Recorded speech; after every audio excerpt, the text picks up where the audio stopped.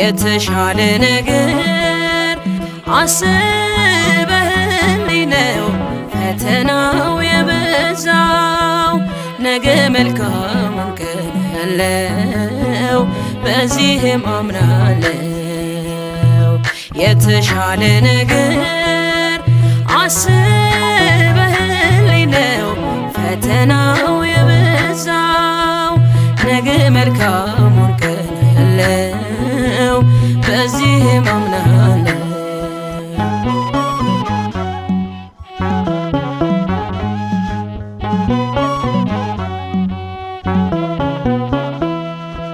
ሰው ነኝ መቼ እቸኩላለሁ፣ የሐሳቤን ቶሎ እሻለሁ።